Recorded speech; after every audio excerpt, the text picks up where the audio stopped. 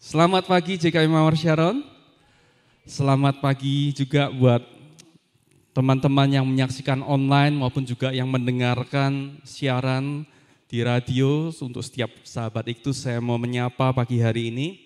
Kita ingin menyampaikan selamat Hari Raya Kenaikan Isa Al-Masih. Saudara, kenaikan Isa Al-Masih merupakan momentum yang luar biasa setelah dia bangkit.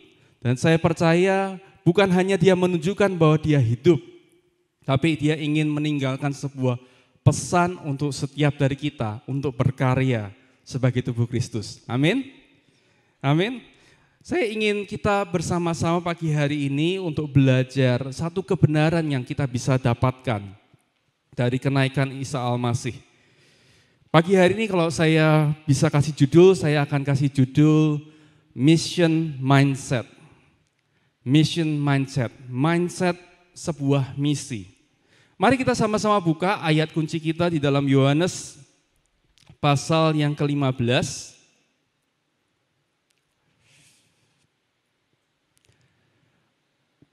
Ayat yang ke-14 dikatakan, bukan kamu yang memilih aku, tetapi akulah yang memilih kamu. Dan aku telah menetapkan kamu supaya kamu pergi dan menghasilkan buah. Dan buahmu itu tetap, supaya apa yang kamu minta kepada Bapa dalam namaku, diberikannya kepadamu. Jadi Tuhan Yesus sebelum dia mati, sebelum dia bangkit dan sebelum dia naik ke surga, memberikan pesan yang sangat penting kepada murid-muridnya di dalam ayat ini. Dia berkata, bukan kamu yang memilih aku, tetapi akulah yang memilih kamu. Dan dia dengan jelas berkata, aku telah menetapkan, aku sudah mempunyai destiny, aku sudah membuat rancangan dalam hidupmu, supaya kamu pergi dan menghasilkan buah, dan buahmu itu tetap. Ini adalah rancangan Tuhan buat kita semua, saudara. Orang-orang yang percaya dan disatukan di dalam tubuh Kristus lewat kematian dan kebangkitannya adalah supaya kita ini pergi dan berbuah, menghasilkan buah, dan buah kita ini tetap. Tetap bicara mengenai konsistensi. Dan luar biasa ayat ini ditutup dengan sebuah janji, supaya apa yang kamu minta kepada Bapa dalam namaku, diberikannya kepadamu. Saudara, sebuah janji yang luar biasa, bukan? Apa yang kita minta kepada Bapa di dalam namanya, diberikannya. Pagi hari ini izinkan saya untuk berbagi mengingatkan kita semua, bahwa seringkali kita sebagai anak-anak Tuhan lebih terpaku kepada janji-janji Tuhan, tetapi lupa ada kondisi yang harus kita penuhi. Berbagai contoh, misalnya kita suka mengutip janji ini, Ulangan 28:13, kamu akan terus naik dan bukan turun, kamu akan jadi kepala dan bukan menjadi ekor.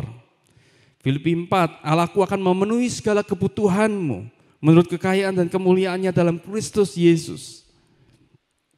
Dalam Mazmur katakan, ia seperti pohon yang ditanam di tepi aliran air, yang menghasilkan buahnya pada musimnya dan yang tidak layu daunnya. Apa saja yang diperbuatnya berhasil. Saudara, tahukah bahwa semua ini indah sekali. Janji-janji yang indah di dalam firman Tuhan.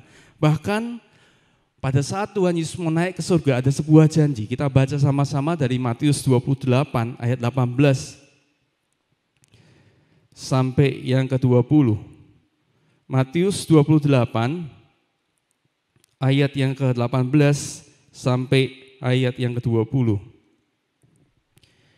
Yesus mendekati mereka dan berkata, kepadaku telah diberikan segala kuasa di surga dan di bumi. Sama-sama katakan wow.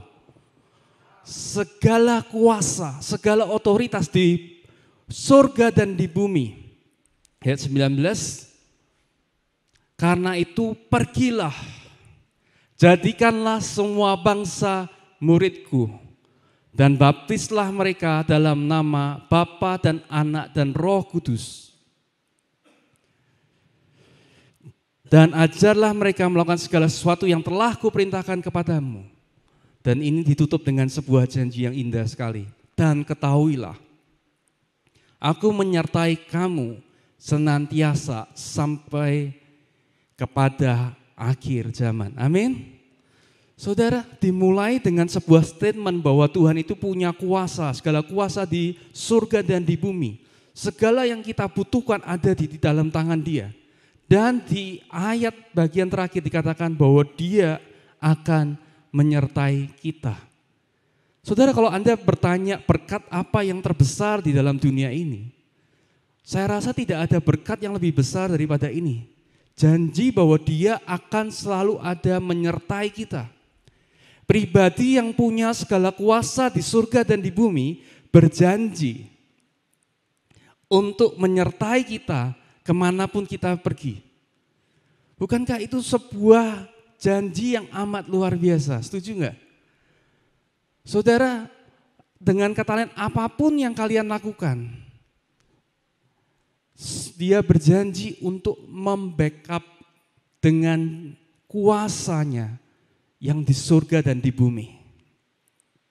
Tapi kita harus ingat saudara, Alkitab itu selalu terdiri dari dua bagian saudara. Yang namanya janji selalu diikuti dengan perintah. Oleh karena itu kenaikan Isa Al-Masih kita tidak boleh hanya mengutip sebagian ayat atau bagian akhirnya. Kondisinya adalah kita harus pergi dan jadikanlah semua bangsa itu muridku. Itulah kondisinya. Pernahkah saudara pergi ke sebuah restoran dan Anda dapati di sana ada tulisan besar, diskon 25% dengan bank ini, memakai kartu kredit bank ini. Kemudian Anda begitu senang, Anda datang, Anda langsung masuk ke restoran itu dan Anda berharap untuk mendapatkan diskon itu. Tapi ternyata di bawah tulisannya ada tulisan kecil bertuliskan tanda bintang, syarat dan ketentuan berlaku. Pernah? Nah, saya percaya kita semua akan membaca terlebih dahulu apa yang menjadi syarat dan ketentuannya, betul? Akan sangat lucu kalau kita sudah makan, kita sudah senang sekali, sudah memikirkan dapat diskon, kemudian pada waktu membayar, kita ke kasir, kita kemudian bayar, Mbak aku mau yang 25% itu, yang promo itu. Terus kemudian dia berkata, maaf Pak, Anda tidak memenuhi syarat dan kondisi. Syaratnya adalah harus belanja lebih dari 350.000 sebelum pajak dan servis. Saudara, kalau kita ngotot saudara, kita akan semakin malu saudara. Ini orang bisa baca enggak sih ada syarat dan ketentuan? Saudara, tahukah bahwa kehidupan yang terhebat, kehidupan yang paling mulia, kehidupan yang paling mengasihkan yang Tuhan janjikan kepada setiap kita, itu punya klausul. Ada SK, syarat dan ketentuan. Syarat dan ketentuannya apa? Pergi. Sama-sama yuk katakan, pergi.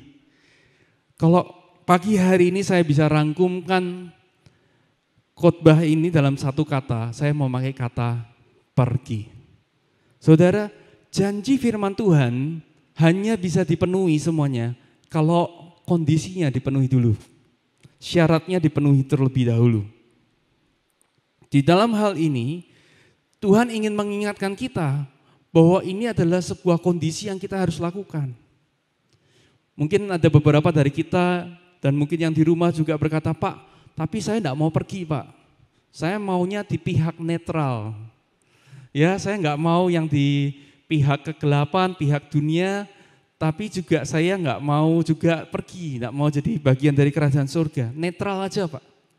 Saudara, saya mau kasih tahu, di dunia ini tidak ada istilah netral, saudara. Betul-betul netral, saudara. Ya, tidak ada benar-benar netral. Dalam Yohanes 17 ayat 14, mari kita lihat ayat ini bersama-sama. Yohanes 17:14 Tuhan Yesus berkata seperti ini. Aku telah memberikan firman-Mu kepada mereka dan dunia apa? Membenci mereka karena mereka bukan dari dunia sama seperti aku bukan dari dunia. Saudara, Tuhan Yesus sudah memperingatkan kita, saudara. Pada waktu kita terima Tuhan Yesus, kita terima firman-Nya, dikatakan bahwa dunia bukan lagi CS kita, bukan lagi teman kita, saudara. Dunia membenci kita. Yang dimaksud bukan orang-orang, yang dimaksud adalah sistem dunia ini. Jadi, saudara, saya mau yakinkan saudara pagi hari ini, bahwa tidak ada istilah netral, saudara. Apakah kita ada di dalam kerajaan terang, atau kita ada dalam kerajaan kegelapan, saudara? Apakah kita memilih untuk hidup, untuk memperlebar kebenaran kerajaan Allah, ataukah kita mau hidup di luar itu, saudara? Pilihannya cuma dua, tidak ada pilihan ketiga. Oleh karena itu, Tuhan Yesus dengan jelas berkata, we are in this world. Kita ini ada di dunia ini, di Indonesia, di kota Semarang.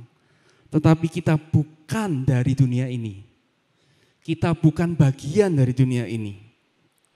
Kita di sini untuk membawa pesan, untuk membawa kerajaan Allah di dalam kehidupan kita. Amin. Oleh karena itu saya percaya bahwa fungsi gereja adalah selalu untuk membawa Injil itu keluar.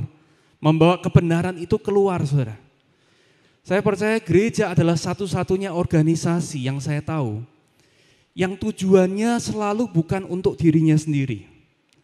Saudara, kalau Anda pergi bergabung ke sebuah klub sosial, Anda bayar iuran. Anda bayar iuran untuk Anda mendapatkan sesuatu, untuk menikmati benefitnya. Anda ikut iuran apa supaya Anda mendapatkan benefitnya. Tapi gereja, saya mau ingatkan, gereja bukanlah dari kita untuk kita. Bukan untuk kalangan kita sendiri, tetapi untuk dunia luar, saudara. Gereja memang tidak didesain hanya untuk sekedar kumpul dan kumpul, saudara. Karena itulah kita memperingati kenaikan Isa Al-Masih. Kalau begitu, kita harus mengerti bahwa kekuatan sebuah gereja tidak terletak kepada kapasitas tempat duduknya, saudara. Anda seringkali berkata, apa sih yang jadi ukuran kekuatan sebuah gereja? Bukan dari kapasitas tempat duduknya, bukan dari berapa jumlah ibadahnya, bukan juga dari besaran persembahannya, tetapi dari kapasitas orang-orang yang siap diutus. Kapasitas orang-orang yang diutus. Amin. The strength of a church is not in its seating capacity. Bukan jumlah berapa yang bisa duduk, but in its sending capacity, saudara. Oleh karena itu kita harus sadar bahwa kita ada di gereja bukan untuk nyaman, tapi kita di gereja untuk di-equip, saudara, diperlengkapi, diberdayakan supaya apa? Supaya Injil Kristus itu bisa terpancar melalui kehidupan kita. Ya, jadi gereja tidak pernah didesain dari sejak awal untuk berlaku hanya untuk kalangan sendiri, saudara. Itu namanya klub. Kalau klub memang ya, keuntungannya untuk diri sendiri. Tetapi kita ini diperlengkapi, diisi, dikuatkan, diteguhkan, direstorasi hidupnya, mengalami pemulihan. Tujuannya untuk keluar. Tujuannya untuk keluar. Jadi kenaikan Isa Al-Masih yang kita rayakan mengingatkan kita bahwa ada dunia di sana, saudara, yang sangat membutuhkan terang, saudara. Beberapa hari yang lalu saya sedih, saudara, dengar berita di Amerika Serikat baru terjadi mass shooting, penembakan massal. 19 orang anak, 2 orang dewasa meninggal di dalam sekolah dasar, saudara. Kelas 2, kelas 3, kelas 4 yang meninggal. Dunia ini gelap sekali, saudara. Penuh dengan kebencian, penuh dengan pengaruh si jahat, saudara. Baru beberapa minggu kemudian, saudara, beberapa minggu, kita dengar ada berita yang heboh. Kedutaan besar Inggris pasang bendera di Jakarta. Pasang 2 bendera. Yang pertama adalah bendera Inggris, tapi yang kedua bukan bendera Uni Eropa, tapi yang kedua adalah bendera LGBTQ+. Di Jakarta, di Indonesia. Saudara, Anda tidak perlu bilang bahwa kegelapan itu ada di Amerika atau di Eropa, saudara. Kejahatan, kegelapan itu ada di tengah-tengah kita, saudara. Sangat dekat dengan kita dan ada di dalam seluruh kehidupan kita. Pertanyaannya pagi hari ini, kenaikan Isa Al-Masih mengingatkan kita, pada waktu dia naik, kita adalah tubuh Kristus, saudara. Apakah Tuhan bisa pakai hidup kita untuk menjadi terang di tengah kegelapan yang semakin menakutkan, saudara? Saudara, kalau bicara akhir zaman, orang seringkali fokus, lihat, ngeri ya, dunia menjadi seperti gini, kegelapan semakin menjadi-jadi. Kegerakan LGBT makin luar biasa, bahkan masuk di negara-negara muslim. Segitu terangnya, segitu jelasnya. Inilah akhir zaman. Siap-siap kita akan menyambut kedatangan Tuhan Yesus yang kedua. Saudara, pesan itu tidak sepenuhnya benar, saudara. Karena apa? Di mana ada kegelapan, Tuhan sudah memberikan kuasa. Segala kuasa di surga dan di bumi diberikan kepada kita yang mau menjadi tubuhnya untuk memancarkan terang di tengah-tengah kegelapan, saudara. Justru semakin gelap dunia ini, semakin kita punya kesempatan untuk bersinar terang untuk Tuhan. Amin. Saudara, ini sebuah janji yang mengikuti sebuah perintah, saudara. Tuhan tidak mau kita hanya hidup nyaman, ikut Tuhan, hanya hidup untuk diri kita sendiri. Visi kita secara pribadi harus selalu selaras dan mendukung visi kerajaan Tuhan. Selalu. Kalau tidak, saudara, berarti siapakah kita? Kita harus sadar siapa identitas kita. Saudara, Tuhan Yesus sendiri pada waktu dia di bumi, dia lebih sering bicara yang dicatat dalam Alkitab di luar ruang ibadah, saudara. Di marketplace. Tercatat dari 132 penampilan Tuhan Yesus yang dicatat dalam 4 Injil, Matius, Markus, Lukas, dan Yohanes. 122 terjadi di luar tempat ibadah atau sinagoga atau bait Tuhan. 122. Perumpamaan-perumpamaan Yesus itu lebih banyak berbicara tentang marketplace. Pengajaran Tuhan Yesus yang terbanyak adalah tentang, bisa tebak, kerajaan Allah. Yang paling besar adalah kerajaan Allah. Yang kedua apa? Yang kedua adalah bicara soal hal-hal yang sehari-hari. Bicara soal kekhawatiran, pekerjaan, pengelolaan keuangan. Itu yang dibicarakan, yang diajarkan, saudara. Jadi kalau Anda boleh lihat, cari dalam 4 Injil. Berapa banyak Tuhan Yesus berbicara tentang liturgi gereja? Hampir enggak pernah, saudara. Bicara mengenai ibadah-ibadah, hampir enggak pernah, saudara. Semuanya bicara soal keseharian dan bicara tentang kerajaan Allah yang utama. Jadi kita mengerti dari sejak awal bahwa kita ini ditetapkan untuk menjadi namanya eklesia. Yuk sama-sama katakan eklesia. Eklesia adalah bahasa Yunani, saudara, gabungan dua kata dari ek dan kaleo. Ek dan kaleo itu artinya dipanggil keluar. Saudara, pada waktu Tuhan Yesus memakai istilah ini untuk mendeskripsikan gerejanya, saya mau kasih tahu ke Bapak Ibu bahwa ini bukan istilah baru, saudara. Eklesia atau gereja itu bukan istilah baru. Itu bukan istilah yang baru mereka dengar saat itu. Kata itu sudah ada sekitar 300 tahun sebelum Tuhan Yesus datang ke dunia. Jadi itu adalah kata yang sudah umum sekali, dan eklesia artinya sederhananya adalah sebuah dewan kota. Sama-sama yuk katakan dewan kota. Dewan kota itu adalah pada waktu kerajaan Romawi atau Yunani mengalahkan sebuah kota, pasukannya mengalahkan dan menundukkan kota itu, mereka segera akan panggil dan bentuk beberapa laki-laki pada waktu itu yang mereka anggap punya kemampuan untuk keluar, dan mereka tetapkan menjadi dewan pemerintahan. Jadi kalau kita dengar istilah DPR saat ini kira-kira seperti itu.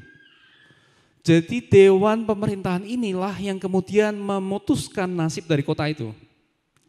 Nah bayangkan Tuhan Yesus itu memanggil kita bukan untuk jadi warga biasa, tetapi memanggil kita untuk menjadi eklesia.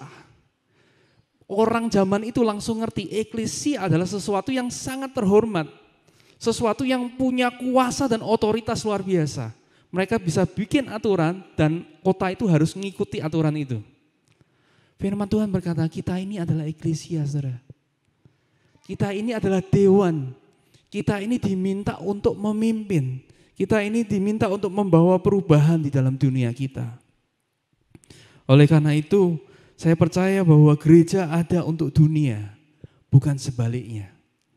Maka itu kita konsep gereja selalu berkata kita yang keluar, bukan kita bawa masuk orang. Kita yang keluar, kita yang keluar. Kita yang harus kirim, kita yang harus kirim. Pelayanan adalah untuk membangun orang, bukan orang untuk membangun pelayanan. Kita dipanggil untuk keluar, bukan untuk mengumpulkan, tapi kita diperlengkapi untuk menjangkau dunia ini buat Kristus. Amin. Saudara semangat pagi hari ini? Amin. Ya, saya mau tutup mengingatkan satu pesan kenaikan Isa Al-Masih sekali lagi. Mungkin Anda semangat pagi hari ini, Anda berkata, yes pastor, semangat saya mau keluar, saya mau jadi terang bagi Tuhan. Saya mau jadi berkat buat Tuhan, buat kerajaan Tuhan. Tunggu dulu, ada sedikit pesan yang harus saya sampaikan, saudara. Saya minta tim presiden worship bisa maju ke depan. Kisah Para Rasul 1, ayat 4 dan 5 dan kemudian 8. Ini cerita lengkapnya ya saudara ya, untuk kita bisa memaknai kenaikan Isa Al-Masih. Kisah Para Rasul 1 ayat 4 dan 5, pada suatu hari ketika ia makan bersama-sama dengan mereka, ia melarang mereka meninggalkan Yerusalem dan menyuruh mereka tinggal di situ menantikan janji Bapa. Yang demikian katanya, telah kamu dengar daripadaku, sebab Yohanes membaptis dengan air, tetapi tidak lama lagi kamu akan dibaptis dengan Roh Kudus. Saudara, yes, kita diminta untuk keluar. Yes, kita diminta untuk jadi tubuh Kristus. Tapi Dia tidak pernah suruh kita keluar tanpa kasih modal, saudara. Tanpa kasih kuasa. Dia berkata, ayat 8, tetapi kamu akan menerima kuasa kalau Roh Kudus turun ke atas kamu, dan kamu akan menjadi saksiku di Yerusalem, di seluruh Yudea dan Samaria dan sampai ke ujung bumi. Dia merindukan kita keluar bukan dengan kekuatan kita sendiri, saudara, dengan kemampuan kita. Dia tahu kita terbatas. Kita sendiri ngomongin mengalahkan kerajaan kegelapan, kita aja sering jatuh dalam kegelapan, saudara. Tapi Dia tidak menyuruh kita pergi, Dia suruh kita tunggu. Dia pesan, kamu tidak bisa melakukan ini dari kekuatanmu. Kamu harus menantikan pribadi Roh Kudus untuk menjadi saksinya, saudara. Gak ada jalan lain, saudara. Kita perlu Roh Kudus. Makanya di bulan ini kita punya sebuah tema pengajaran mendengar suara Tuhan. Persekutuan dengan Roh Kudus itu sangat vital, saudara, dalam kehidupan kita sebagai orang-orang percaya. Dan saya percaya hari Minggu kita akan nanti semakin diperlengkapi ya, bagaimana kita mengalami Roh Kudus di dalam kehidupan kita melalui firman kebenaran ya. Saya mau tutup dalam ayat ini, Yohanes 15, ada 2 ayat lagi, Yohanes 15 ayat 4, katakan seperti ini, tinggallah dalam aku, dan aku di dalam kamu, sama seperti ranting tidak dapat berbuah dari dirinya sendiri, kalau ia tidak tinggal pada pokok anggur, demikian juga kamu tidak berbuah, jikalau kamu tidak tinggal di dalam aku. Tadi di awal kita baca ayat dari Yohanes 15 juga mengatakan bahwa Tuhan Yesus mengutus kita, memilih kita untuk pergi. Dan Dia ingin buah kita tetap. Tapi di sini kita baca bahwa Dia tidak hanya ingin buah kita tetap, tapi Dia ingin buah kita juga banyak. Banyak dan tetap.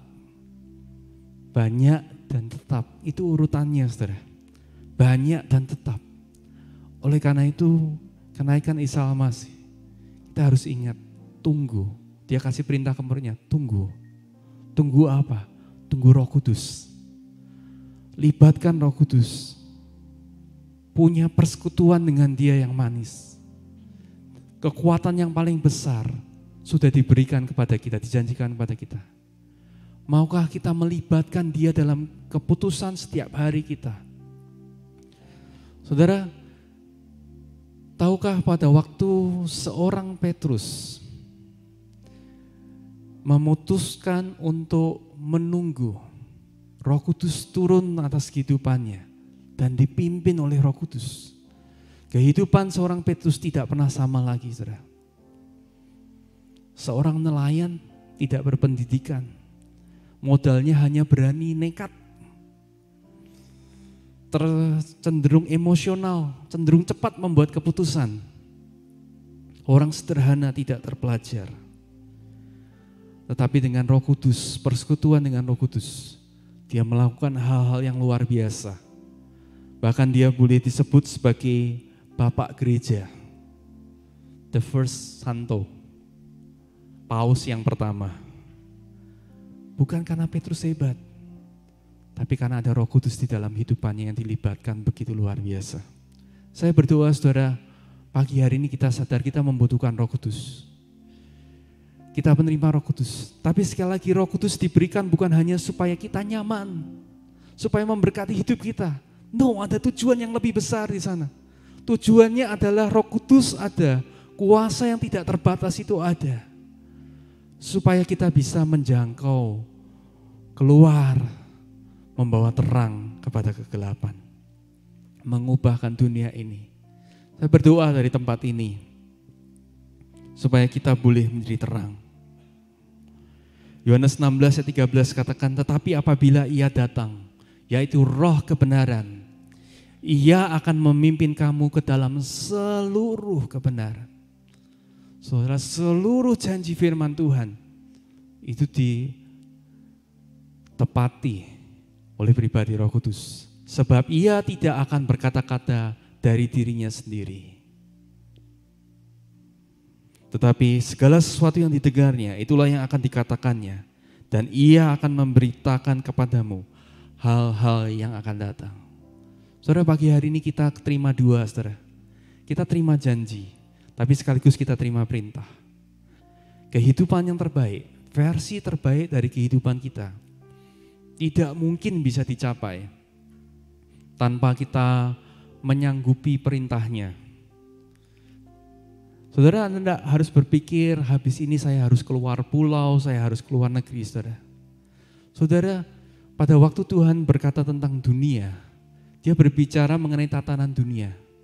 Begitu kita meninggalkan tempat dan ruangan ini, begitu kita meninggalkan ibadah ini, kita berhadapan dengan dunia, saudara.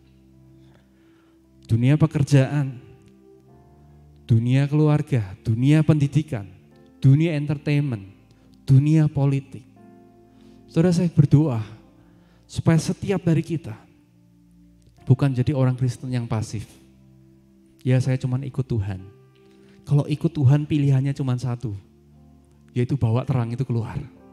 Bawa terang keluar ke dalam kehidupanmu. Bawa terang keluar kepada keluargamu yang belum kenal Tuhan. Bawa kasih Tuhan itu kepada teman-teman sekerja kita. Bawa kasih Tuhan, penerimaan, pengharapan dari Tuhan keluar ke dunia yang sedang tidak punya pengharapan, saudara. Jadi kenaikan Isa Al-Masih, saya percaya, memberikan sebuah pesan bahwa kita harus menjadi gereja, saudara. Saya mau tutup dengan sebuah quote ini. Kita tidak akan pernah bisa mengubah dunia dengan hanya pergi ke gereja, saudara. Kita tidak akan pernah bisa mengubah dunia dengan hanya pergi ke gereja. Tidak akan pernah dan tidak mungkin. Tetapi kita hanya akan bisa mengubah dunia pada saat kita menjadi gereja.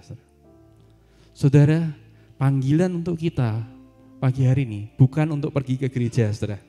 Panggilan kita adalah untuk menjadi gereja, saudara.